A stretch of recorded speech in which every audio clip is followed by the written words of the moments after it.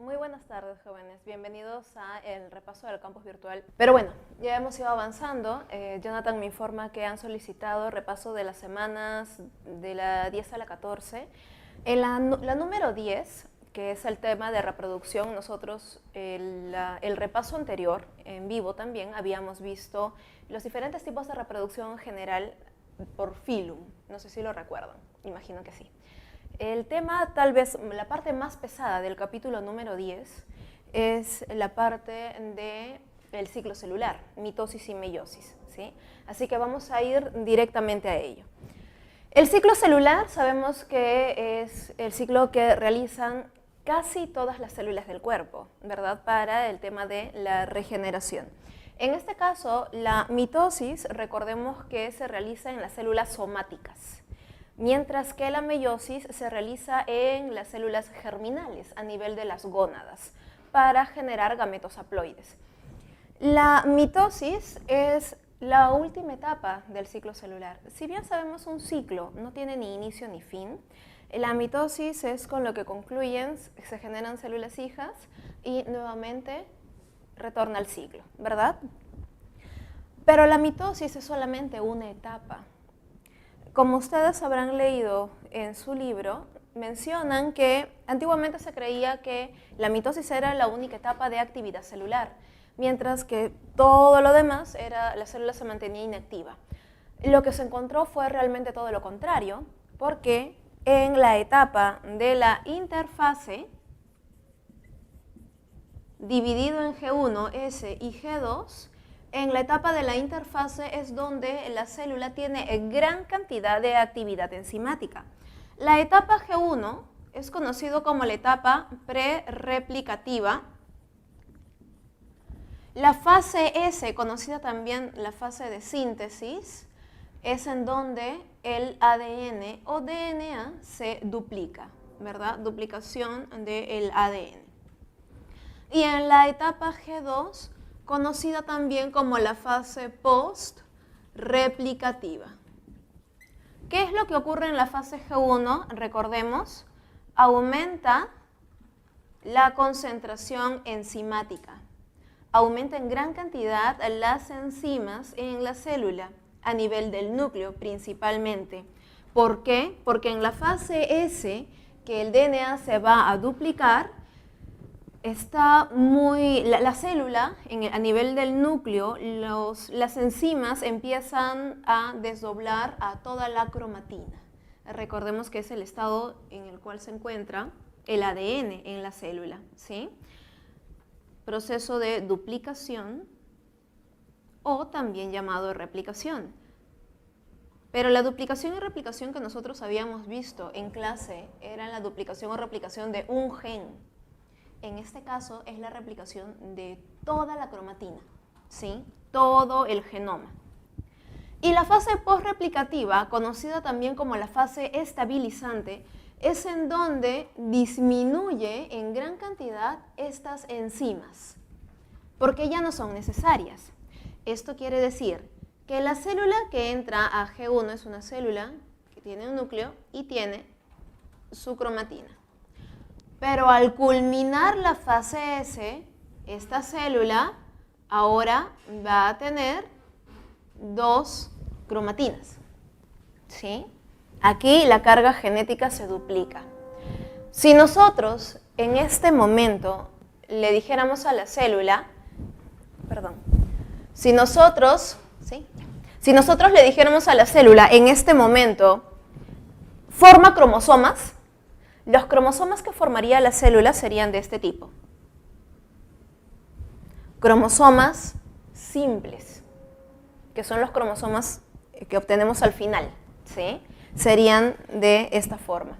Pero luego de la fase S, luego de la fase de síntesis o duplicación del ADN, gracias a esto, los cromosomas que se formarán serán los cromosomas dobles. Y estos son los cromosomas que usualmente nosotros vemos, ¿sí? En las imágenes. ¿Por qué? Porque ya han sido duplicados gracias a la fase S de síntesis, ¿sí?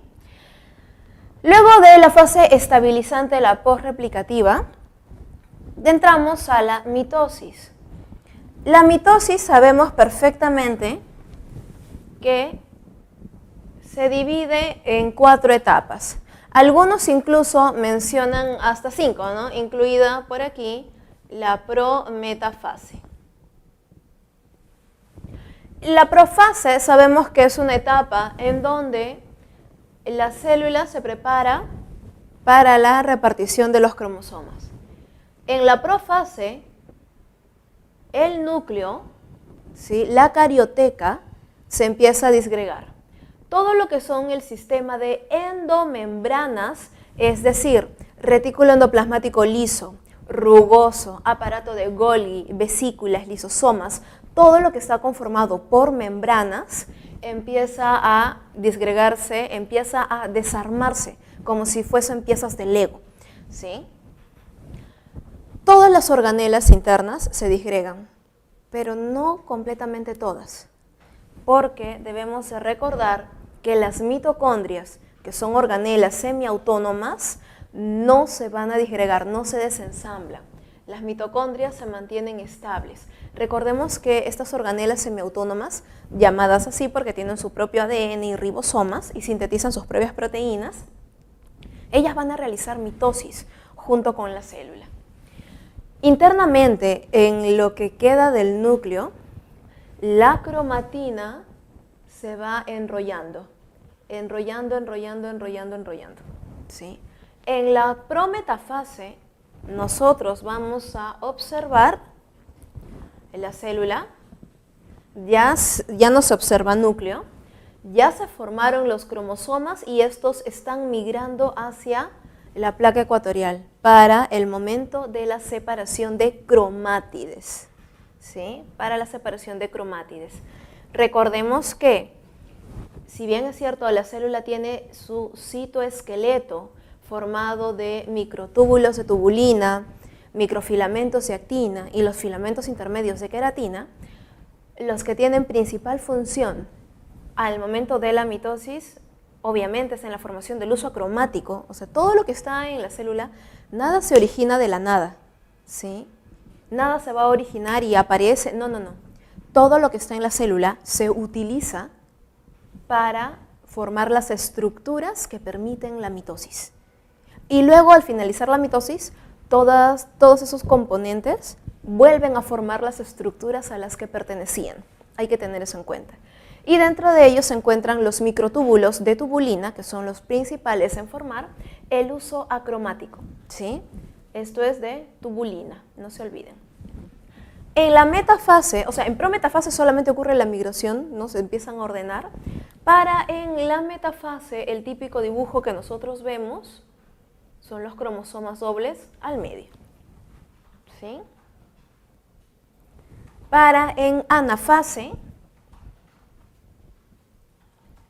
observar la separación de cromátides. La migración de las cromátides, recordemos que se separan, aquí, el cinetocoro se separa, se parte y empieza el proceso de migración. Esa migración no es que los filamentos del uso cromático estén jalándolo, sino es que aquí está ocurriendo un proceso de despolimerización de la tubulina. Se despolimeriza y se va acortando. Para el final, en telofase, mencionan telofase y la citocinesis.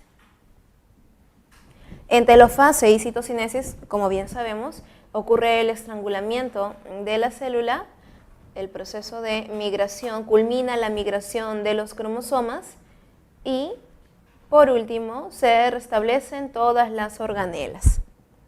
¿Pero qué ocurrió con las mitocondrias? Definitivamente las mitocondrias realizaron mitosis junto con la célula, ¿sí?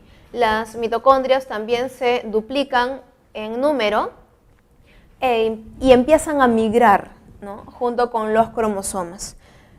Esto ocurre, no es perfecto, recuerden, no es perfecto. Usualmente, si por ejemplo la célula inicial tiene 20 mitocondrias, se duplican, aquí hay 40, ¿sí? Y cuando se reparten puede ser, por ejemplo, 18-22, pero se reparten lo más equitativamente posible, ¿sí? Como en este caso estamos trabajando solo con 2 mitocondrias, ¿no? Vamos a poner 2 en cada una. Y listo, culminó. Y esto es la mitosis. Como podemos observar, el número de cromosomas que posee estas células es el mismo que el de aquí, que el que inició la etapa, ¿sí? En la meiosis, la situación es diferente. La meiosis, recordemos que ocurre a nivel de gónadas, las células germinales. Aquí M será meiosis. Y no me va a alcanzar. Un minutito, vamos a borrar la pizarra. Chicos, a ver, me informan de que están consultando qué es haploide, qué es diploide, qué significa 2N o N. A ver, presten bastante atención, por favor. En un ser humano, las células de nuestro cuerpo, conocidas como las células somáticas, ¿sí? Esas son las que hacen mitosis, ¿sí? Estas células son diploides. En general, todas las células de nuestro cuerpo son diploides, pero hay una zona en donde la célula diploide genera gametos haploides. Obviamente, son las células germinales a nivel de las gónadas, ¿sí? A nivel de gónadas. Aquí inicia la meiosis, siempre, todo ciclo celular lo inicia una célula diploide y al final se obtienen haploides. ¿Qué es diploide? ¿Qué es haploide? Los seres humanos tenemos un número de cromosomas, producto de la fecundación. El ser humano, nuestra especie, el Homo sapiens sapiens, posee un número diploide de cromosomas 2N igual 46.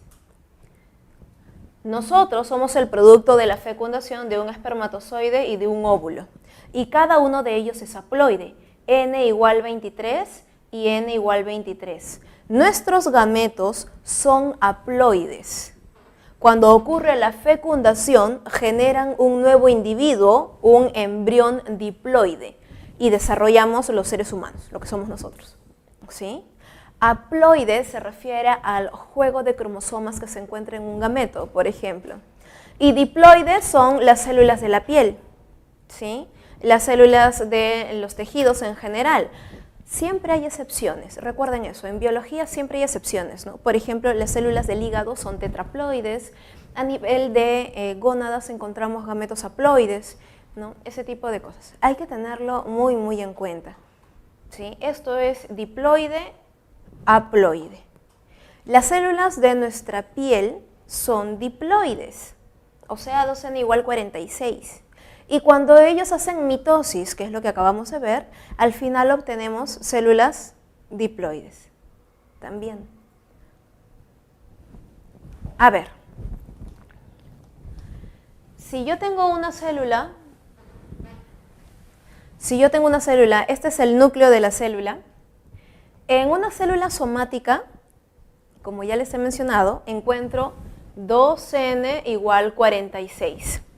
Una de mis células, a nivel del núcleo, si yo le digo a la cromatina, forma cromosomas, porque la cromatina está toda enredada, ¿sí? No se olviden, cromatina, ADN más histonas, ¿sí?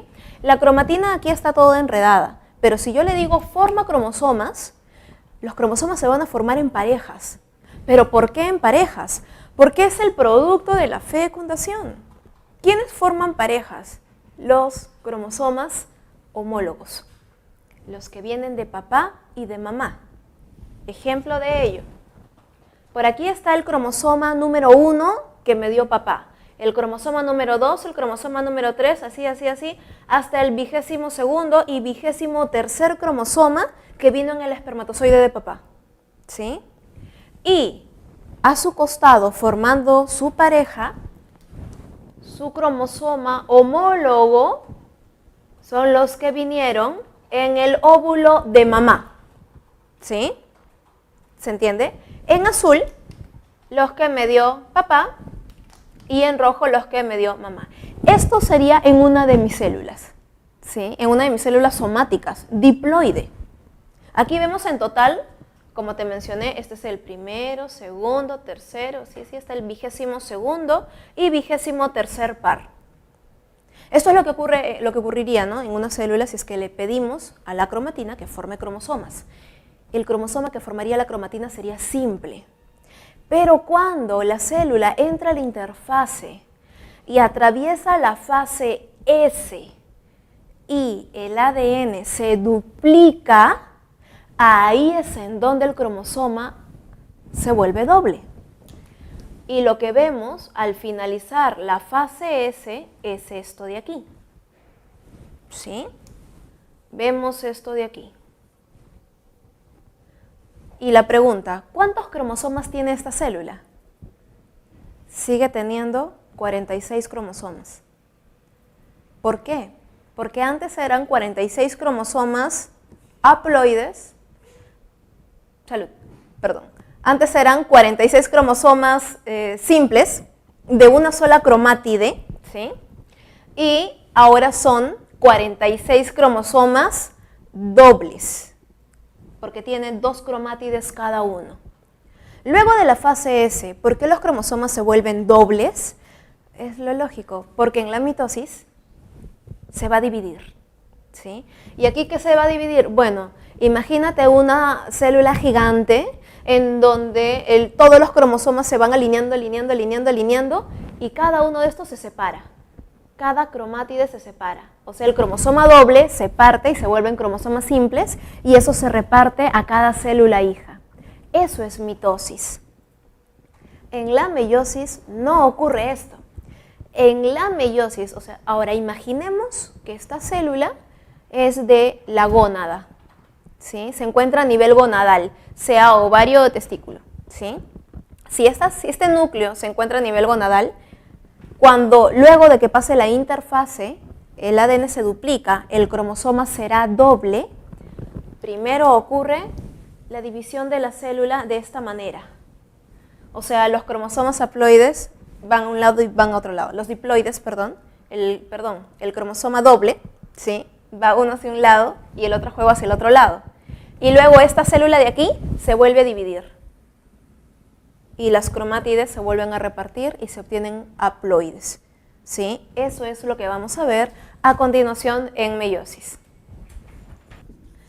Listo, señores. Entonces, en la etapa de la meiosis, recuerda, es solamente una etapa del ciclo celular. Ocurre la interfase, ¿sí? Y la interfase, nuevamente, G1S, G2. Prereplicativo, duplicación del ADN o síntesis, y la posreplicativa. Cuando la célula entra a meiosis, vamos a encontrar meiosis 1 y meiosis 2. Meiosis 1 está comprendida por la profase 1, metafase 1, anafase 1 y telofase 1, ¿sí? Y bueno, obviamente, la meiosis 2 encontramos profase 2, metafase 2, anafase 2 y telofase 2, ¿sí? La parte tal vez más complicada o más trascendental aquí es la profase 1, ¿sí? En meiosis 1 sabemos que aquí la célula, nuevamente, para que se diferencie, vamos a trabajar los cromosomas de diferentes colores, de esta manera. Sabemos perfectamente ahora que este es el cromosoma que nos dio papá y este es el cromosoma que nos dio mamá. Pero en realidad aquí hay 23 de papá y 23 de mamá. ¿Entendido? Al finalizar la fase S, que el ADN se duplica, si yo le digo a la célula que forme cromosomas, obviamente el cromosoma sería doble, ¿sí? Lo vería de esta manera. Nuevamente, 23 cromosomas dobles y 23 cromosomas dobles aquí, ¿sí? 23 de cada uno. Cuando esto entra a la meiosis, sabemos que todo esto, en realidad, esto lo estoy poniendo en forma de cromosomas por cuestiones didácticas. porque en realidad se vería de esta manera, por si acaso.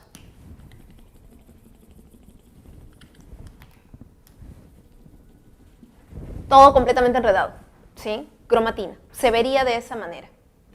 Y de esta manera es como entra a la meiosis 1. En la profase 1 nosotros vamos a encontrar 5 etapas. Leptoteno, cigoteno, paquiteno, el diploteno y la diacinesis, ¿sí? Vamos a encontrar esas 5 etapas. ¿Y qué ocurre en cada una de estas etapas? Bueno, son momentos realmente importantes, cada uno de ellos, porque es el ordenamiento, el mecanismo para que exista la recombinación genética. En leptoteno, esto ha venido en examen de admisión, es en donde se empieza a formar el cromosoma, pero se forma de esta manera en particular. ¿Recordamos esto, verdad? En donde el núcleo está repleto de cromatina que se ha duplicado, y cuando la cromatina se empieza a enrollar para formar los cromosomas, se empieza a enrollar, pero de esta manera, formando los famosos cromosomas plumbosos o cromosomas también llamados cromosomas en bouquet, ¿sí? Se observan en el leptoteno. En cigoteno, nosotros observamos ya la formación de cromosomas. ¿Para qué? En paquiteno, en esta importante etapa, los cromosomas lo llaman, ¿no?, para el apareamiento de cromosomas, que en realidad es crossing over, que sería, ¿no?, el entrecruzamiento de los cromosomas. Y ocurre lo siguiente, ¿no?, lo que todos conocemos, de esta manera, ¿sí? Los cromosomas se van a entrecruzar, van a intercambiar genes. Esto ocurre, señores, con los 23 pares de cromosomas dobles que vamos a encontrar en el núcleo, con todos. Los 23 pares se alinean y entre ellos se entrecruzan y hacen la recombinación genética. Y al final, cuando se separan, ¿qué es lo que vamos a obtener? Bueno, en diploteno empieza la separación de los cromosomas. Ya están, se están separando, todavía no están completamente separados, ¿sí? Se están separando y podemos observar aquí los puntos en donde ha ocurrido la recombinación. Y a esos puntos se les llama los quiasmas.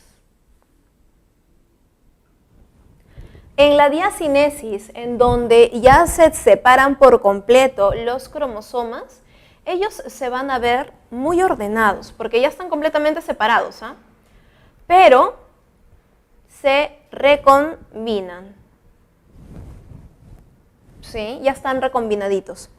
Al estar recombinados y alineados, se observa aquí una estructura conocida como tétrada. La formación de la tétrada no es nada más que los cromosomas dobles post crossing over o post apareamiento, ¿sí? Y observamos, se llama tétrada 4 porque observamos 4 cromátides, porque son 2 cromosomas dobles, ¿sí? Y luego, ¿qué ocurre? Bueno, la metafase, anafase y telofase 1 en esta primera parte de la meiosis son conocidas también como la metafase tardía, anafase tardía y telofase tardía, porque esto ocurre muy rápido. ¿Y por qué se llama tardía? Porque la meiosis, a diferencia de la mitosis, nosotros estamos observando cromosomas en profase. En cambio, en la mitosis observábamos cromosomas recién en metafase, ¿sí? La primera gran diferencia. Aquí vamos a observar cromosomas en la primera etapa de meiosis 1. En metafase, claro que se van a ver cromosomas, ¿sí? Los cromosomas todavía se mantienen. Estos cromosomas, recuerden que se alinean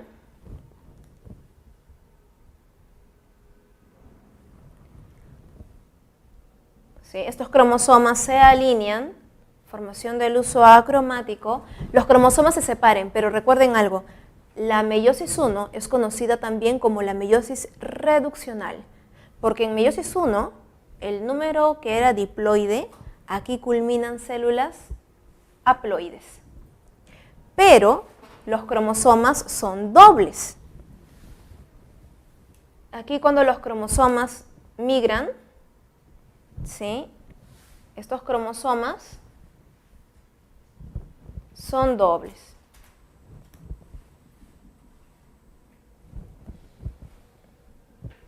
¿Qué es lo que vamos a obtener entonces al final? ¿Cómo es la célula si la viéramos aquí? La célula tiene estos cromosomas, ¿sí? Una célula diploide de cromosoma doble. Al terminar la meiosis 1, obtenemos células haploides de cromosomas dobles. ¿Y por qué? Lo lógico, porque va a pasar a meiosis 2 y al finalizar tendremos células haploides de cromosoma simple, ¿sí? Al finalizar la meiosis 1 viene un rápido proceso de preparación de la célula que no es una interfase, es conocida como la intercinesis. En la intercinesis la célula se prepara rápidamente para una división sucesiva. ¿Y qué es lo que vamos a observar aquí? Bueno, tenemos las dos células, las primeras hijas que se han obtenido, y lo que veremos es muy similar a una mitosis, ¿sí? Recuerda que aquí la célula ya es haploide, pero el cromosoma que vamos a observar es doble.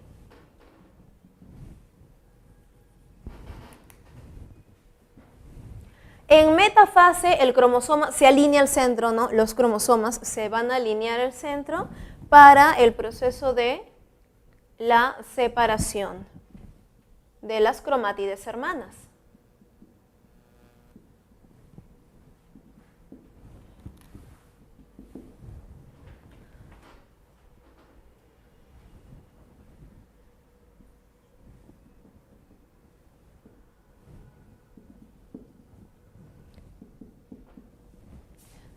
En la anafase 2 ya están migrando, se separaron, así de sencillo, se separan.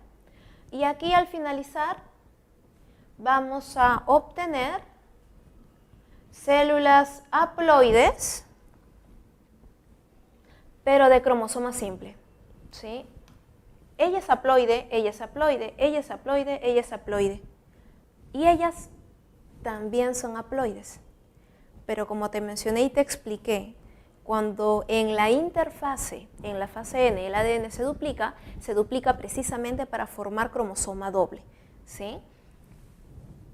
Luego de meiosis 1, las primeras células que se obtienen son haploides, pero de cromosoma doble. La meiosis 2 es para terminar de separar el cromosoma, que se vuelva cromosoma simple, y obtenemos 4 células hijas de cromosomas simples, haploides. Y estos, señores, son los gametos. En este caso, vendría, si esto fuese una espermatogénesis, ¿no? Obtenemos espermátides redondas o espermátides. Luego viene el proceso de espermiogénesis y la espermátide empieza a desarrollar ya el flagelo, ¿no? La colita del espermatozoide, y cambia toda la morfología, ¿sí? Y si fuese ovogénesis, 3 se generan, ¿verdad? Y quedaría solamente una para la producción de el ovocito 2, ¿sí? Y si es que esto fueran plantas, la situación sería diferente. Vamos a verlo a continuación, un minuto. Una de las últimas consultas a las cuales tuvimos alcance a través del chat fue la solicitud de macroesporogénesis y microesporogénesis, lo que ocurre a nivel de la flor. Recordemos que la flor es el órgano reproductor de una planta, ¿no? Es análogo a las gónadas, solo que la flor es hermafrodita, porque produce gametos femeninos y gametos masculinos, ¿sí? La microesporogénesis, ¿no? Los más pequeños, es la producción de los granos de polen, los gametos masculinos. Y la macroesporogénesis, macro porque es una estructura más grande, es la parte femenina, ¿sí? En la microsporogénesis, ¿qué es lo que ocurre? Bueno, todo, recuerden, parte de una célula diploide, la cual hace la meiosis 1, ¿verdad? Haploides de cromosoma doble, luego la meiosis 2 y tenemos 4 células haploides. En el caso de la microgametogénesis, esto no es grano de polen, porque lo que continúa de aquí es una primera división del núcleo, ¿sí? Una primera división del núcleo, una cariocinesis, y ahora la célula tiene 2 núcleos, ¿sí? Y esto no queda ahí, porque viene una segunda cariocinesis en donde la célula finaliza con 3 núcleos, o sea, termina triploide. Y ahora sí, recién, señores, esto es el grano de polen, ¿sí? Es el grano de polen con 3 núcleos haploides. El primero, que es conocido como el núcleo del tubo polínico, ¿sí? Y los otros 2 conocidos como los núcleos espermáticos, ¿sí? ¿Por qué tiene 3 núcleos? Señores, las plantas, estos seres vivos, definitivamente, si van a darse el trabajo de generar células con 3 núcleos, definitivamente es porque lo van a utilizar, lo necesitan. ¿Y en dónde lo va a utilizar? Obviamente para el momento de la fecundación. En la parte femenina, la estructura que se forma parte siempre de una diploide, no se olviden. Al obtener las 4 hijas haploides, al igual que en la mujer, 3 degeneran y queda solamente una, ¿sí? Pero esta única que queda hace una primera cariocinesis, obteniéndose 2 núcleos haploides. Hace una segunda cariocinesis y ahora van a haber 4 núcleos haploides. Pero viene una tercera cariocinesis en donde los núcleos se vuelven a duplicar y ahora a nivel del saco polínico, a nivel del ovario de la flor, se van a formar ya no 4 sino el doble, ¿no? 8 núcleos. El óvulo propiamente dicho, se quedan los 2 cuerpos polares, las 2 sinérgidas y las 3 antípodas, ¿sí? En total 8 núcleos. Y eso es lo que ocurre a nivel del ovario de la flor. Ustedes reconocerán esta estructura, ¿verdad? Aquí se encuentran los estambres en donde está ocurriendo la microsporogénesis, la formación del grano de polen, ¿no? Y los granos de polen vienen con sus 3 núcleos, se adhieren desde la zona del pistilo y empiezan a ingresar.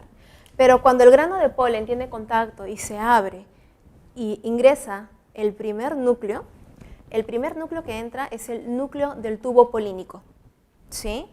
El núcleo del tubo polínico, el primer núcleo que entra, cuya función, su nombre lo dice, formar el tubo polínico, ¿sí? Se forma el tubo polínico, obviamente, para que a través del tubo polínico ingresen los 2 núcleos espermáticos.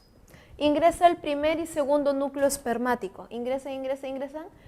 El primero viene a fecundar al óvulo y el segundo se fusiona con los cuerpos polares.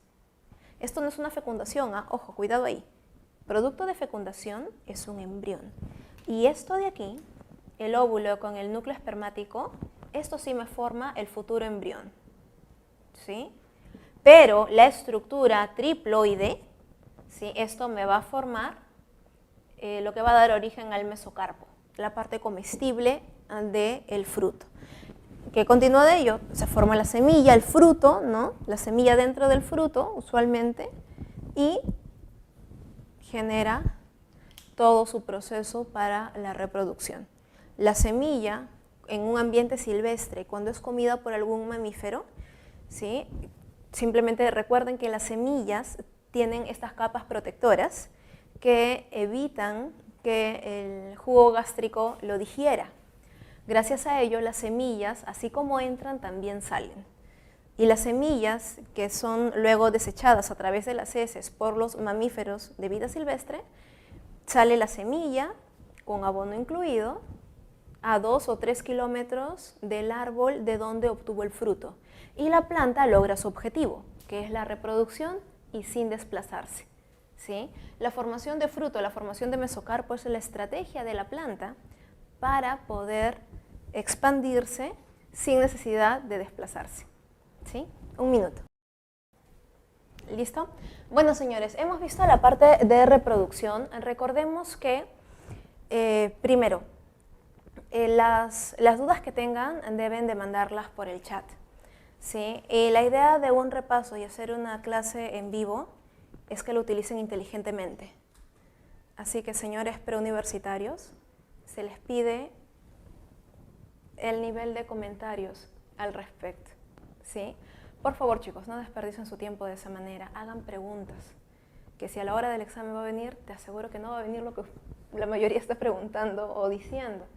Con respecto a sinérgidas y antípodas, una muy buena pregunta e inteligente pregunta.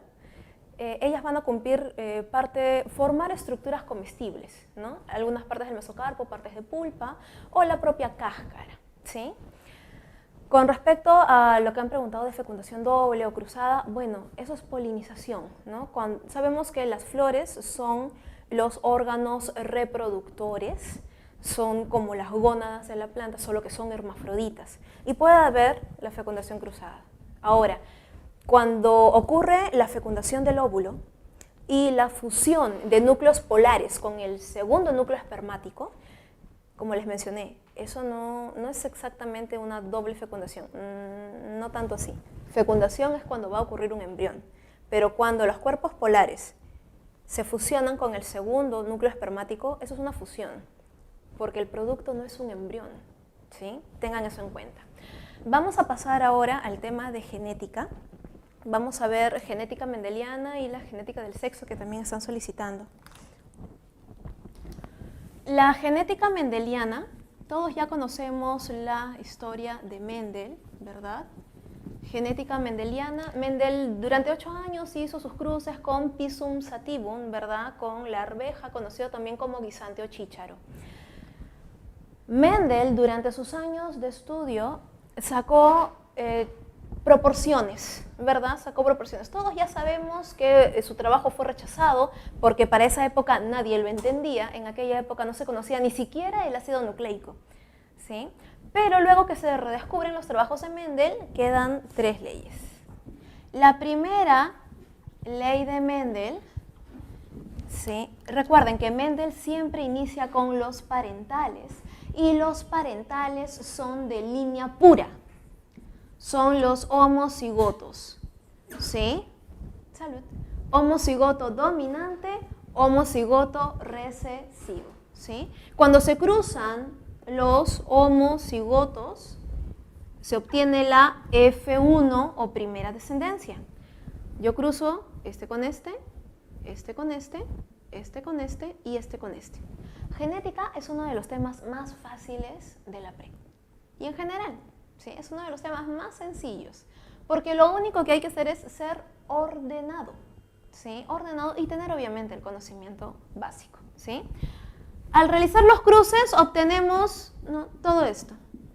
Y ellos son conocidos como los híbridos o los heterocigotos. Pero la de Mendel no queda ahí, porque viene la F2. Cuando nosotros los cruzamos a ellos, se obtiene un homocigoto dominante, heterocigoto, otro heterocigoto y por último el homocigoto recesivo. Si no tienes mucha práctica y no lo puedes hacer así al ojo, bien sencillo, haz tu cuadro.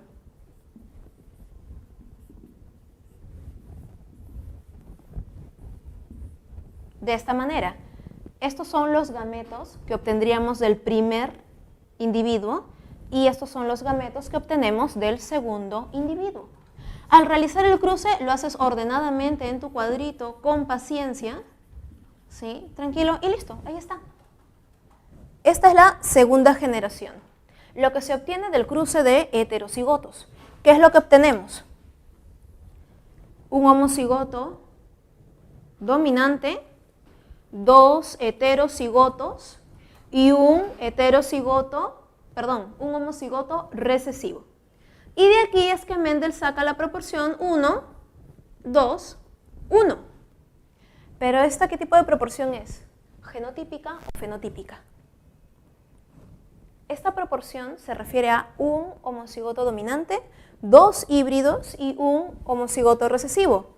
Definitivamente esto se refiere a proporciones genotípicas, ¿sí? Proporción genotípica. Si nosotros recordamos las características dominantes y recesivas que Mendel establece para Pisum sativum, recordaremos que, por ejemplo, planta alta dominante sobre planta enana. Flor púrpura o violeta es dominante sobre flor blanca. ¿Sí? La semilla amarilla dominante sobre semilla verde. La vaina que contiene a las semillas verde dominante, amarillo recesivo. ¿Sí? Entre otras características. Si estuviésemos viendo aquí, por ejemplo, el homocigoto dominante es flor púrpura. ¿Sí? Y el homocigoto recesivo, obviamente, flor blanca. ¿Cómo vemos a toda la F1? Teniendo en cuenta que Mendel habla de dominancia y recesividad. Todos aquí van a ser púrpuras. El fenotipo dominante. Pero cuando se cruzan los heterocigotos, obtenemos la F2 o la segunda generación. Y aquí lo que nosotros vamos a ver son 3 púrpuras y una blanca. Y eso se llaman proporciones fenotípicas. La proporción de 3 a 1. ¿Sí? Proporción fenotípica. ¿Listo? La segunda ley de Mendel,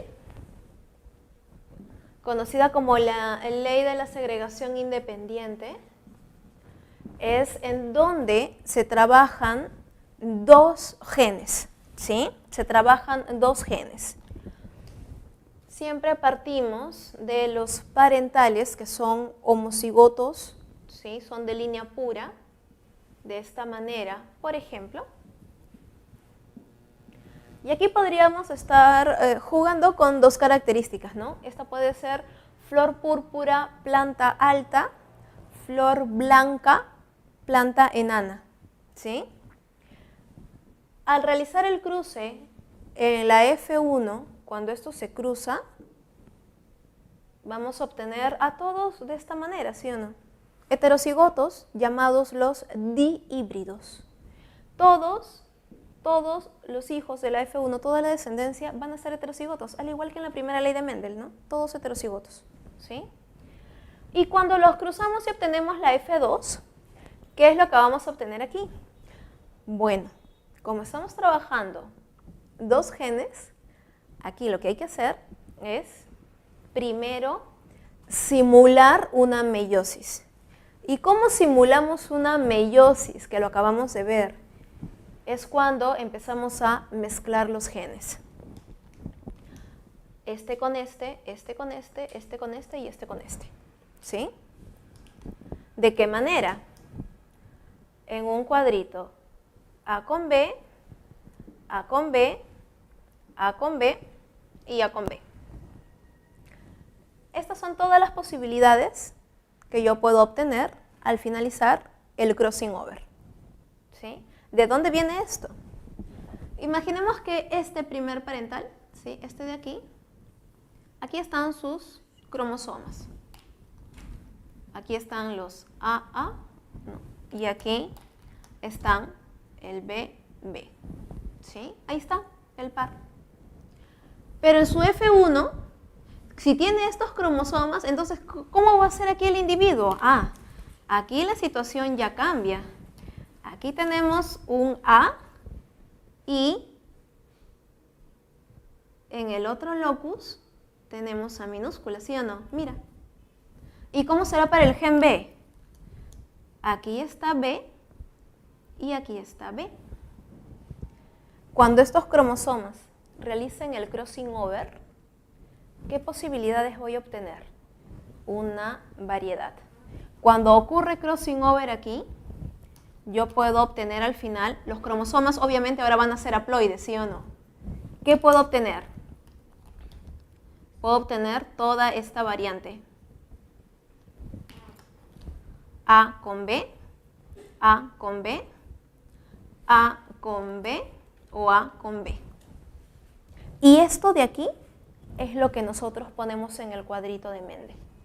En otras palabras, son todas las posibilidades de la meiosis, ¿sí?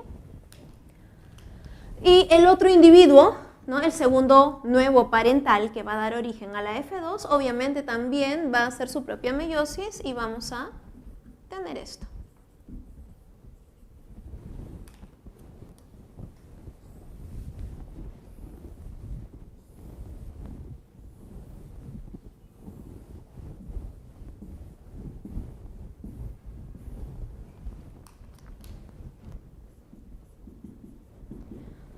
Dense cuenta de que en este cuadro, en esta diagonal, encontramos a los de línea pura, ¿sí? Todititos ellos son los puros. Y en la otra diagonal vamos a encontrar a los heterocigotos, ¿sí? Eso, de todas maneras, ayuda a la hora de resolver algún problema. Y ahora terminamos de rellenar. A con A, B con B, A con A, B con B, A con A, B con B, A con A, B con B, A con A, B con B, A con A, B con B, A con A, B con B, A con A y B con B. Y de todo este cuadrito, señores, ¿qué proporciones se obtienen? El famoso 9-3-3-1 que nos da Mendel, ¿sí? Y el 9-3-3-1, ¿qué es lo que significa? 9 individuos que fenotípicamente, estas son proporciones fenotípicas, ¿sí? 9 individuos que fenotípicamente tienen la primera característica dominante y la segunda dominante, ¿sí? 3 que tienen la primera dominante y la segunda recesiva. Otros 3 que tienen la primera recesiva y la segunda dominante. Y 1 que tiene ambas recesivas. ¿Dónde están esos individuos? 9 que tienen ambas características dominantes. Vamos a contarlos. ¿Cómo se ve él? Dominante, dominante, obviamente. Aquí también, aquí también, aquí también. Aquí ambas dominantes, aquí no, aquí sí y aquí no. Aquí sí, sí, no, no. Aquí sí, no, no y no. En total, 4, 5, 6, 7, 8, 9 individuos que fenotípicamente presentan ambas características dominantes, ¿sí? 3 que tienen la primera característica dominante y la segunda recesiva. 1, primera dominante, segunda recesiva. 2, primera dominante, segunda recesiva. 3, primera dominante, segunda recesiva. Otros 3 que tienen la primera recesiva y la segunda dominante. Primera recesiva, segunda dominante, aquí y aquí. Y por último, uno solo que tiene ambas características fenotípicamente recesivas. Y es todo, ¿sí? Un minuto. Listo, señores. Para acabar con la parte mendeliana, ¿sí? Ya tengo sus dudas, por si acaso, no se preocupen. Apenas acabe esta primera parte teórica que debe de quedar bien en claro. Y ahí voy a responder la mayoría de preguntas en realidad, ¿sí? Ahí vamos a seguir avanzando, ¿sí? Rápidamente, el cruce de prueba se realiza, y esto suele venir a veces en el examen, el cruce de prueba se va a realizar siempre y cuando tengamos duda del genotipo de un individuo, ¿sí? Y esto, ¿cómo ocurre y en qué momento? Por ejemplo, si nosotros queremos comprar una planta de Pisum sativum homocigota dominante, ¿sí? Y nos traen una planta alta de flores púrpuras, composición axial, las semillas amarillas, la vaina verde, o sea, todas características fenotípicamente dominantes. Como hemos visto hace unos minutos, las características fenotípicamente dominantes no quiere decir línea pura, ¿sí? Puede ser un heterocigoto. Por ello es que se hace el cruce de prueba. ¿Y con quién lo cruzo? Con alguien de quien yo esté seguro de su genotipo. Si a nosotros nos traen una planta enana de flores blancas, ¿qué puedes decir de su genotipo? Definitivamente que es una homocigota recesiva, ¿sí o no? Y de eso se trata. Si a nosotros nos traen una planta con características fenotípicas dominante, bueno, yo no sé si es así o si es que es así. Pero yo, este individuo, pongámoslo así, lo cruzo con alguien que yo sí conozco, un homocigoto recesivo, ¿sí? Al realizar el cruce, ¿qué es lo que voy a obtener? Bueno, hagamos el cuadrito. Obtengo esto, esto, esto y esto, ¿sí? Si es que fuese una homocigota dominante, ¿yo qué voy a obtener? Esto. Y si todas son altas de flores púrpuras, bueno, es un homocigoto dominante. Pero ¿qué sucede si es que ella fuese la heterocigota? Aquí, ¿qué obtendríamos? La mitad de la descendencia sería alta de flor púrpura y la otra mitad de la descendencia, ¿no?, sería enana de flores blancas.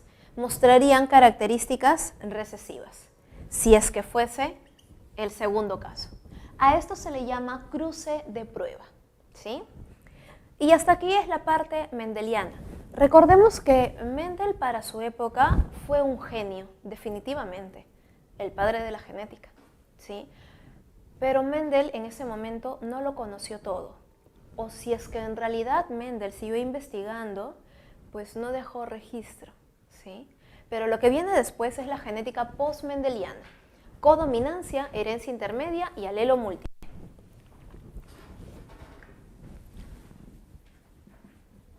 En la codominancia, nosotros vamos a encontrar, presta mucha atención al ejemplo, porque va a ser el mismo que en dominancia incompleta, conocido también como herencia intermedia. Es lo mismo, ¿sí? Miren por aquí. Aquí tengo un individuo, por ejemplo, de flores rojas. Y lo cruzo con un individuo de flores amarillas. Ellos son los parentales. Cuando yo obtengo la F1, ¿sí?, la descendencia, la primera descendencia, ¿qué voy a obtener? Esto, ¿sí o no? Toda la descendencia, todos van a ser así. Y en codominancia, ¿cómo se verían? Pues señores, aquí vamos a ver flores rojas con manchas amarillas o amarillas con manchas rojas. Si te das cuenta, ambos colores de los parentales se observan en la descendencia, ¿sí? Eso es codominancia. Ambos se expresan sin mezclarse. ¿Y a qué me refiero con que no se mezclan? Mira en herencia intermedia. Nuevamente tengo los parentales, por aquí, flores rojas, y lo cruzo con flores amarillas. Cuando obtengo la descendencia, ¿sí?, todos los individuos, sabemos que en total van a ser 4, ¿verdad? Pero todos son iguales. Aquí lo que yo obtengo, señores, son flores anaranjadas, ¿sí? Esto es herencia intermedia, porque no es ni rojo ni amarillo, es anaranjado. La herencia intermedia aquí presenta el tercer fenotipo, ¿sí? En cambio, codominancia no se mezclan los colores. Los colores de papá y mamá se manifiestan en los hijos. Y tú puedes ver, usualmente salen manchados, ¿sí? Como te mencioné, las flores rojas con manchas amarillas. ¿Listo? Y por último, el alelo múltiple. Me olvidaba. Por aquí, codominancia. Hay un caso muy particular y justo para responder una de las preguntas que nos habían hecho a través del chat, el grupo sanguíneo MN. Nosotros ahora en alelo múltiple vamos a ver el grupo sanguíneo ABO, ¿sí? Pero hay otro sistema también, y en realidad, chicos, si ustedes buscan información, bueno, no les recomiendo que lo hagan porque van a encontrar de todo en internet, cualquiera puede publicar cualquier cosa, ¿sí? Pero les informo que así como aquí en Latinoamérica se utiliza el sistema ABO, en otros países o en otros continentes utilizan otros tipos de sistemas. Y uno de esos sistemas es el sistema MN. El sistema MN es un sistema de codominancia, en donde las personas MM, ¿no?, son del grupo sanguíneo M, las NN son del grupo sanguíneo N, y están las MN, ¿sí? Esto es un proceso de codominancia, porque las MN son así, M y N, a la vez. Ambos se expresan en la descendencia. En alelo múltiple, el sistema ABO, ocurre algo similar, ¿verdad? Porque nosotros conocemos personas que tienen el grupo sanguíneo A, otros son B, otros son AB y otros son O. Las personas que son del grupo sanguíneo A, préstame atención. ¿Cuántos alelos para tipo de sangre puede tener un ser humano? Solamente dos, ¿verdad? El que te hereda mamá y el que te hereda papá. Esos dos se juntan y dan el tipo sanguíneo. Una persona de tipo sanguíneo A puede ser A homocigota de línea pura o puede ser un híbrido y también será de tipo sanguíneo A porque aquí vemos dominancia. El I es el alelo recesivo, el I minúscula, ¿sí? Cuando vemos una persona de tipo sanguíneo B, puede ser B homocigoto o puede ser B heterocigoto. O cuando es AB, bueno, obviamente tiene el alelo A y el alelo B, y ahí queda. No hay otra opción, porque completó sus dos alelos, ¿sí? Y esto es codominancia. Y por último, cuando las personas son O, es el de línea pura recesivo, ¿sí? El homocigoto recesivo. ¿Qué nos brinda esto? Ya, esto por si acaso no tiene nada que ver con el factor RH, ¿eh? No lo vayan a confundir. El RH lo vamos a ver en unos instantes, que es simplemente Mendel, dominancia y recesividad, ¿sí? Es otra característica aparte. Las personas que tienen la sangre A, el alelo A le da una característica al glóbulo rojo. Es decir, que el glóbulo rojo de esta persona tiene receptores A, ¿sí? Una persona del grupo sanguíneo B, su glóbulo rojo tiene receptores B. Una persona del grupo sanguíneo AB, su glóbulo rojo tiene receptores A y receptores B. Y por último, las personas de grupo sanguíneo O no tienen receptores. ¿Y esto por qué es importante? Para el momento de la donación de sangre, ¿sí? ¿Por qué? Recordemos que nuestro sistema inmune funciona todo con receptores. Todo, absolutamente todo con receptores. Imaginemos, si yo soy A, mis glóbulos rojos tienen receptores A. Pero si a mí me inyectan sangre de B, los receptores de B, mi sistema inmune no los conoce, porque yo no tengo este gen. Por lo tanto, cuando estos glóbulos rojos entran a mi cuerpo, mi sistema inmune lo detecta como algo extraño y los ataca, los destruye. Sería en vano, ¿sí? Los va a destruir. Razonando ello, ¿una persona de tipo sanguíneo B le puede donar a A? Definitivamente no. ¿Una persona AB le puede donar a A? No, porque el AB Si bien tiene receptores A y no se chocan, pero tiene receptores B y por eso no podría donarle. Pero A le puede donar a B, porque el glóbulo rojo tiene receptores A, no tiene B, pero no importa, no lo va a alterar su sistema inmune. ¿Un B puede donarle al AB? Claro que sí, también. Y el que no tiene receptores, también puede donar. El que no tiene receptores, le dona a todos. Por eso es que O es conocido como el donador universal. ¿Sí? Y el AB no. El AB es todo lo contrario, es el receptor universal. AB recibe sangre de todos y de él mismo, ¿no? Sangre AB, sangre A, sangre B, sangre O. O le puede donar a todos. O le puede donar a B, a AB. Pero ¿y quién le dona a O? A O solamente le puede donar otro O, ¿sí? Y por último, para el factor RH, ¿yo no se ve acá abajo? ¿Sí? Ya, chévere.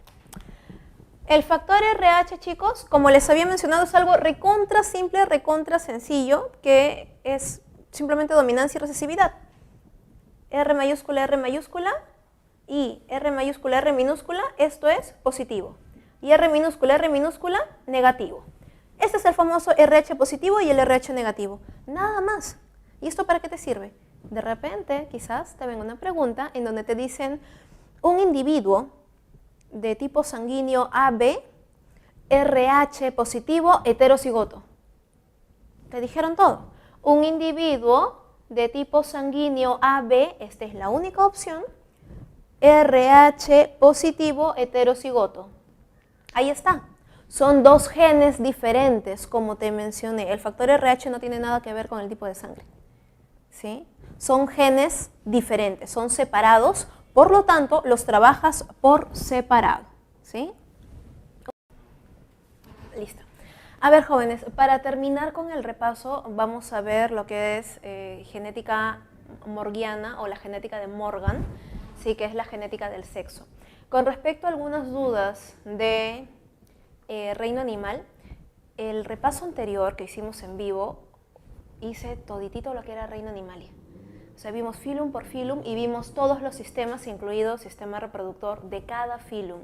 Les recomiendo que lo vean de ahí, ahorita por cuestiones de tiempo ya no lo podemos hacer y esos capítulos ya lo pasamos, ¿no? Reino Animalia lo vimos en ese momento, filum por filum lo vimos. Les recomiendo que lo puedan revisar ahí. La parte de evolución, chicos, es todo teórico. Sí, es todo teórico. Me encantaría poder enseñarles un poco más, pero el tiempo no va a alcanzar. Y genética, lo que es genética de Morgan, la genética del sexo, sí o sí te va a venir algo de ello, ¿sí? Morgan, sabemos que hizo sus experimentos en Drosophila melanogaster, ¿no? La mosca de la fruta o la mosca del vinagre, ¿sí? Morgan da ciertas características de herencia ligada al sexo, tales como el color de ojos, el tamaño de alas, el color del cuerpo. Eso te lo va a decir el problema, ¿sí? En humanos, que es muy conocido, vamos a tener aquí los cromosomas sexuales, el X y el Y, ¿sí? Los cromosomas sexuales, recuerden que hay una parte homóloga y una parte análoga. Se grafica de esta manera, por cuestiones didácticas, ¿sí? En la parte no homóloga, en el X, nosotros vamos a encontrar tres genes principales, ¿no? El daltonismo, la hemofilia y la ceguera nocturna, ¿sí? Son tres genes de herencia ligada al sexo. Estos genes que se encuentran aquí, ¿sí? Estos genes que se encuentran aquí son conocidos como los genes ginándricos, porque se encuentran solo en el cromosoma X. Gineco viene de mujer, ¿sí? Los genes ginándricos. Señores, ¿los varones tienen genes ginándricos? Obviamente, ¿verdad? Es la herencia que les da mamá. Los genes ginándricos son los que van a formar parte de la famosa herencia ligada al sexo, ¿sí? En la región no homóloga del Y, también vamos a encontrar genes que solo tiene el Y, entre ellos el famoso SRY, conocido como el gen de la diferenciación testicular. Gracias a este gen, los varones nacen varones, ¿sí? Este es el gen que logra desarrollar pene en vez de vagina y testículos en vez de ovarios, ¿sí? Este es el gen. Todo lo demás lo tenemos igual, ¿sí? Encontramos por aquí también este gen de el síndrome de solo células de Sertoli. Este gen es conocido como el gen de la infertilidad genética en el varón. ¿Cómo es este síndrome? Bueno, su nombre lo dice, síndrome de solo células de Sertoli. Quiere decir que este varón a nivel testicular solo tiene células de Sertoli. No hay espermatogonias, no hay espermátides, no hay espermatozoides, ¿sí? ¿Y cómo lo heredó? ¿Esa herencia? No, ¿verdad? En este individuo, en él aparece la mutación. Obviamente su padre no lo tiene, no lo hereda, porque sería estéril. Este individuo nace, surge, la mutación se genera en él. Su padre sí es fértil, pero él ya nace con la mutación y él sí es genéticamente estéril. Este varón no va a tener descendencia, no hay espermatozoides, ¿sí?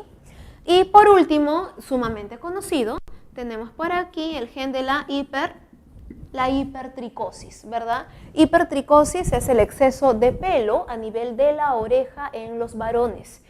¿Y eso se presenta solo en varones? Definitivamente, porque estos genes de aquí solo se encuentran en el cromosoma Y. Son conocidos como los genes holándricos, ¿sí? Genes holándricos, y ellos son parte de la herencia restricta al sexo, ¿sí? Y por último, chicos, en la región homóloga, en la región idéntica, si el X tiene aquí a esta altura un gen, obviamente el Y también lo va a tener. Y aquí encontramos una enfermedad conocida como la retinitis pigmentosa. Esto está en la separata y esto ya lo habíamos visto en clase, ¿sí? Pero vamos a mencionarlo nuevamente. Retinitis pigmentosa, y por aquí vamos a tener la ceguera para los colores. Estos genes que se encuentran aquí en la porción homóloga van a formar parte de la herencia llamada parcialmente ligada al sexo, ¿sí? Son 3 tipos de herencia diferentes y hay una más en realidad. Por último, veamos aquí la herencia influenciada por el sexo, ¿sí? Y estamos hablando obviamente de la calvicie. La calvicie es dominante para los varones y recesivo para las mujeres. ¿Para qué una mujer? Un varón. ¿Cómo van a ser los genotipos y los fenotipos? Presten mucha atención.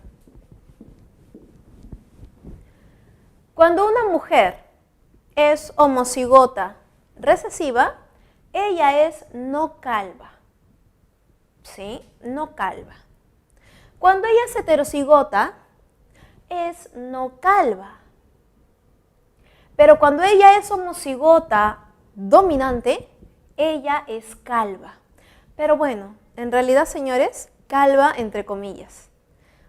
Porque ¿alguna vez has visto una mujer calva de manera natural? O sea, no estamos hablando de alguna persona que esté en algún tratamiento, ¿no? Sino una mujer que sea calva naturalmente. No hay, ¿sí? ¿Por qué? Porque esta herencia influenciada por el sexo, ¿quién lo influencia? La testosterona. ¿Una mujer tiene testosterona en su cuerpo? Claro que sí, pero en cantidades muy pequeñas. ¿Cuándo es que una mujer empieza a manifestar la calvicie? Cuando está muy viejita. Cuando llega el periodo de menopausia, cuando ya se corta la menstruación, cuando el cuerpo de la mujer empieza a producir más testosterona que antes, ahí recién empieza la caída del cabello. De repente, quizás ustedes tienen una abuelita o han visto a una abuelita, ¿sí?, que tiene poquitito pelito, ¿sí? Esa es una mujer genéticamente calva, por ejemplo, ¿sí? En cambio, en el varón, ¿sí?, en el varón, ¿cómo es la calvicie? Cuando el varón es homocigoto recesivo, él es no calvo. Pero cuando es heterocigoto, él es calvo, siendo solo heterocigoto. Él ya manifiesta calvicie. Y cuando es homocigoto dominante, es recontra calvo, muy calvo, ¿sí? Empieza a quedarse calvo a temprana edad. Desde los 25 años incluso podría empezar a perder el cabello, ¿sí? Cuando es homocigoto dominante, ¿sí? Un minuto. Ok, señores, entonces, por último, vamos a recordar cómo es que se plantean los problemas, ¿no? Usualmente te va a venir herencia ligada al sexo, que es la genética de Morgan, ¿no? Daltonismo, hemofilia. Si a ti te mencionan el daltonismo para una mujer, el daltonismo, bueno, esto es una mujer sana, esto es una mujer sana, pero portadora. No te olvides, ser portador no quiere decir manifestar la enfermedad, solo es portador. Fenotípicamente la mujer es sana, genotípicamente heterocigota o portadora, ¿sí?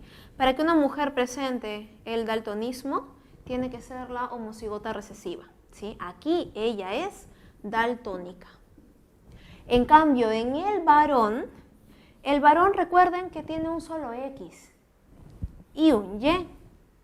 El gen del daltonismo, ¿dónde estaba? En el X. Y solo se va a manifestar en el X. El Y no tiene nada que ver con daltonismo ni con hemofilia, ¿sí? El varón solamente tiene estas dos opciones. El varón o es sano o es daltónico. El varón en la herencia ligada al sexo no tiene más opciones, no tiene opción a ser portador. El varón o es o no lo es, ¿sí? Así de sencillo. En la hemofilia ocurre lo mismo, ¿sí? Ocurre lo mismo. Hay sanos, portadores y hemofílicas, ¿sí? En la mujer y en el varón, o sanos o hemofílicos. Te pueden dar problemas en donde incluso te hablen de varias herencias a la vez. Te pueden mencionar que una mujer es daltónica y portadora de hemofilia. Bueno, es daltónica y portadora de hemofilia. Y ella se casa con un varón sano para daltonismo, ¿sí? Hemofílico con hipertricosis. Ahí está. ¿Sí? Ahí está. Así de sencillo. A los problemas de genética nunca les tengan miedo. Porque si tú sabes dónde están los genes, no pasa nada. Por eso es que tienes que manejar muy bien el concepto, ¿sí? No te olvides, esta es una mujer con daltonismo portadora para hemofilia, ¿sí? Mientras que él no es daltónico, o sea, es sano, la única opción, es hemofílico. El Y no tiene nada que ver ni con hemofilia ni con daltonismo, no te olvides, pero tiene hipertricosis. Ahí está. Ponle un puntito, ponle un asterisco, ponle lo que tú quieras. Simplemente márcalo para que no te olvides que el Y es el que tiene la hipertricosis. Y es la única opción que hay. Si a ti te dicen que un varón tiene hipertricosis, él y toda su descendencia masculina va a tener hipertricosis. Mira, cuando realizamos los cruces, este con este, primero. Ahora este con este. Este con este. Y por último, así. Y listo. ¿Qué obtenemos en la descendencia? Bueno, las mujeres son portadoras para daltonismo, ¿sí? Portadoras para daltonismo. Son, por aquí, observamos que hay una portadora para hemofilia y una hemofílica, ¿sí? ¿Por qué se salvan del daltonismo? Se salvan del daltonismo porque el X que tenemos las mujeres, recuerden esto, nunca se vayan a olvidar. Las mujeres somos XX y los varones son XY. El XX que tenemos las mujeres, este X viene de mamá y el otro X viene de papá, ¿sí? En cambio, en un varón, tu Y siempre va a venir de papá, obviamente, ¿no? ¿Quién más te lo va a dar? Porque mamá tiene XX y este X viene de mami, ¿sí? En el caso de las mujeres, el X que nos da mamá, sabiendo que nuestra madre es XX, ¿qué X nos da mamá? No lo sabemos, porque lo da al azar. Pero señoritas, el X que nos da papá, ¿qué X es? Es decir, a papá, ¿quién le dio este X? A papá este X obviamente se lo dio su mamá, porque su Y se lo dio su papá. ¿Entendido? Eso ténganlo muy en claro, ¿sí? El X que a nosotros, las mujeres, nos da papá, ¿sí? Es el X que le da nuestra abuela paterna, ¿sí? En cambio, en el varón, el X, ¿qué X le da mamá? Cualquiera de los dos es al azar, ¿sí? Pero el Y que tienen los varones, este Y necesariamente se lo dio papá. Y por eso, cuando hay una mutación, se hereda. Y por eso se llama la restricta al sexo, porque solamente lo presentan los varones, ¿sí? Te pueden mostrar también un árbol pedigrí de la siguiente manera. Recordemos que el pedigrí es un término que se utilizaba mucho en Europa cuando hacían toda la línea sanguínea de la realeza, ¿sí? Aquí lo utilizan mucho para razas y demás de mascotas, ¿no? Pero un árbol pedigrí más o menos es así, ¿no? Tenemos una mujer que se casa con un varón, producto de este matrimonio se obtienen 3 hijos, 2 niñas y un niño, ¿sí? Ellos crecen, son adultos, el varón se casa con una mujer y de ellos se obtienen 2 hijos varones, ¿no? Ella se casa obviamente con un varón y se obtienen 3 hijos de descendencia, ¿no? Una mujer y 2 varones. Si a ti te dicen, el abuelo tiene hipertricosis y en total tiene 5 nietos, dime una cosa, ¿cuántos de los nietos tienen hipertricosis? Sabiendo que hay un varón, 2 varones, 3, 4 varones y una mujer de los 5 nietos. ¿4 tienen hipertricosis? Totalmente incorrecto. ¿Por qué? Date cuenta de algo. Acá está el Y. Tienen 3 hijos, 2 mujeres y un varón. Aquí está. ¿Sí o no? Aquí las mujeres no tienen nada que ver con el X del papá. Perdón, con el Y del papá. ¿Sí? Porque ella se casa con un varón y no tiene hipertricosis. Los hijos varones que le dé la hija, ¿sí? Aquí están los nietos, ¿sí? Aquí están los nietos. El Y que tienen estos varones son de el esposo, no del abuelo. ¿Entendido? En cambio aquí, el que es hijo del abuelo, ¿sí? Él, que es hijo, él sí tiene el Y con la hipertricosis. Por lo tanto, sus descendientes varones van a tener el Y con la hipertricosis. ¿Listo? ¿Listo? Ya. Para terminar, señores, con la parte de bioética, que bueno, es una de las partes que se ha aumentado en la separata, ¿sí? La bioética surge aproximadamente en el año 1970-1971, luego de un grave desastre en la historia de la ciencia, ¿sí? Al realizar experimentos con humanos. Ya todos conocemos por historia, ya se había dado, para esos años ya teníamos los derechos humanos, ¿no? Pero por malas prácticas científicas se decide dar los principios de la bioética, y eso es lo que se ha aumentado para este siglo en el libro y en la separata. El principio de autonomía quiere decir que una persona no puede ser sometida a un proceso experimental sin su consentimiento. La persona tiene autonomía de decidir si es que se somete a un tratamiento o no. Y esto, señores, en realidad es muy famoso en los hospitales. ¿Sí? ¿Por qué? Imaginemos que tengo cáncer terminal. ¿Sí? Eso quiere decir que me puedo morir en una semana, en un mes o en un año. Si yo decido donar mi cuerpo a la ciencia para que experimenten nuevos fármacos, tengo el principio de autonomía, tengo el derecho a decidir.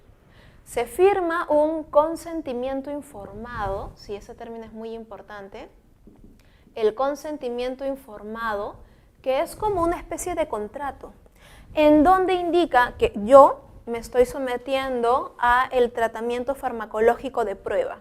Si es exitoso, genial, porque ya hay una posible cura, ¿no? Y si no genera cambios positivos en la enfermedad, bueno, igual me iba a morir, ¿no? O sea, a eso se refiere, ¿sí? Pero tengo el derecho de decidir. Y es más, si el tratamiento es doloroso, puedo dejarlo en el momento en que yo quiera. ¿Entendido? Ese es el principio de autonomía, la capacidad de decisión. El principio de beneficencia quiere decir que se debe de hacer el bien por sobre todo. Y no maleficencia va de la mano con el de beneficencia. No maleficencia quiere decir que no se va a actuar a sabiendas que se va a generar un daño. Por ejemplo, si están probando un nuevo fármaco y lo quieren probar en humanos, ¿no? Y dicen, bueno, van a morir solamente un poco, pero es por salvar a más gente. Ya, eso no es un principio bioético. Eso no se puede hacer, ¿sí? Porque se debe de mermar a cero el daño colateral o que se sacrifican a unos por todos. No es un principio bioético en ciencia que digan van a morir solamente algunos para salvar a más, ¿sí? Eso no se considera, ¿entendido? Y el principio de justicia es una parte de la bioética en donde se busca la equidad, la igualdad. Sí, se busca la igualdad en los derechos, en los principios de ciencia y de igual manera el principio de justicia se aplica bastante para temas ambientales, ¿sí? Muy utilizado para temas ambientales. El principio de justicia intentando tanto el reparto de recursos, el reparto de bienes y de igual manera no causar daño al ambiente, ¿sí? Ese es el principio, los 4 principios en los que se basa la bioética. Y señores, por cuestiones de tiempo ya no vamos a poder continuar. Eso sería todo lo que es el repaso para este tercer examen. Les deseo como siempre lo mejor del mundo, que les vaya muy muy bien. Por favor, a la hora del examen, totalmente tranquilos y recuerden siempre, lee la pregunta, seguido lee las claves y recién piensa en la respuesta. Cuando tú lees la pregunta, no respondas en tu cabeza, porque ahí tú vas a buscar una respuesta que vaya con lo que tú piensas. Y el examen no te está preguntando lo que piensas. El examen te da la pregunta, te da 5 alternativas, y en esas 5 alternativas está la clave y la tienes que encontrar. ¿Entendido eso? Los voy a dejar ahora con su profesora de historia. ¿Sí? Muchas gracias por su atención, jóvenes. Y solamente una cosita, para no volver a tocar el tema. Si hay personas que no están interesadas en escuchar biología, no vean y mejor aún, no comenten, porque hacen perder el tiempo para los que sí quieren aprender biología o los que sí van a marcar biología en el examen, ¿sí? Y tampoco me hagan perder a mí el tiempo de hablarles de este tipo de cosas. Chicos, lamentablemente no nos podemos ver frente a frente. Si estuviéramos frente a frente, obviamente sería una conversación, ¿no? Y definitivamente habrían bromas científicas de por medio, que son las que suelo hacer. Lamentablemente por el tiempo tan rápido no se puede, ¿sí? Pero, como siempre, señores, les deseo lo mejor. Hacen falta muchos profesionales y definitivamente tenemos fe en ustedes que lo logren, ¿sí? Éxitos a todos, señores, que les vaya muy bien. Conmigo hasta una próxima oportunidad.